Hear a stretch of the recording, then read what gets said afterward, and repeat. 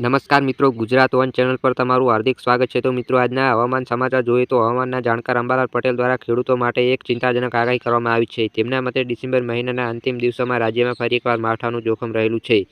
મિત્રો, તેમને મતે ડિસેમ્બર મહિનાના અંતિમ દિવસોમાં રાજ્યમાં ફરી એકવાર માવઠું આવવાનું છે। અંબાલાલ પટેલના જણાવ્યા મુજબ બંગાળની ખાડીમાં એક સિસ્ટમ સક્રિય થવાથી અને હળવું ચક્રવાત બનવાની સંભાવનાઓ છે। મિત્રો, અંબાલાલ પટેલના જણાવ્યા મુજબ બંગાળની ખાડીમાં એક સિસ્ટમ સક્રિય થવાની અને હળવું ચક્રવાત બનવાની સંભાવના છે। આ સાથે અરબી સમુદ્રમાં પણ હલચલ જોવા મળી રહી છે।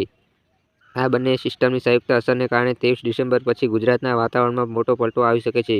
મિત્રો, હવામાનના ફેરફારો વચ્ચે તાપમાનમાં પણ મોટો ઉતાર-ચઢાવ જોવા મળશે। સવારના સમયે કડકડતી ઠંડીનો અનુભવ થઈ શકે છે, જ્યારે બપોરના સમયે તાપમાન વધીને 28 થી 30 ડિગ્રી સુધી પહોંચવાની શક્યતાઓ છે। મિત્રો, 15 થી 18 ડિસેમ્બર ફરી તાપમાનમાં ફેરફાર થશે અને ત્યારબાદ 21 ડિસેમ્બરની આસપાસ ઠંડીનું જોર વધવાની અને કાતિલ ઠંડી પડવાની શક્યતાઓ છે। મિત્રો, ઠંડા પવનો ફૂંકાવાની શરૂઆત પણ જાન્યુઆરી મહિનાના ચાલુ રહેશે। 17 થી 23 ડિસેમ્બર દરમિયાન એક મજબૂત પશ્ચિમ વાવાઝોડું આવવાની અને બંગાળના ઉપસાગરમાં આ સમયગાળામાં એક ડિપ્રેશન બનવાની શક્યતાઓ છે।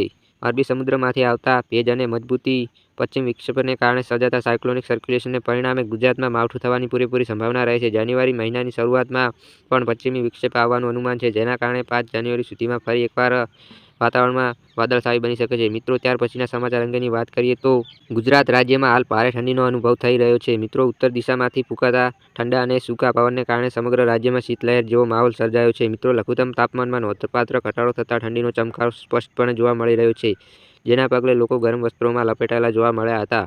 આ ઠંડીના મોજામાં દાહોદ અને નલિયા રાજ્યના સૌથી ઠંડા શહેર તરીકે નોંધાયા છે। આ બંને શહેરોમાં લઘુત્તમ તાપમાન ગગડીને 11 ડિગ્રી સેલ્સિયસ જેટલું નીચે પહોંચી ગયું છે। મિત્રો, ઠંડીના પ્રકોપના કારણે સામાન્ય જનજીવન પર ભારે અસર જોવા મળી રહી છે। સવાર અને સાંજના સમયે લોકો ઘરમાં રહેવાનું વધારે પસંદ કરી રહ્યા છે અને જે લોકો કામ માટે બહાર નીકળે છે તેઓ તાપણા કે ગરમ પાણીનો સહારો લઈ રહ્યા છે। રાજ્યના હવામાન વિભાગના જણાવ્યા અનુસાર આગામી દિવસોમાં પણ ઠંડા પવનો ફૂંકાવાની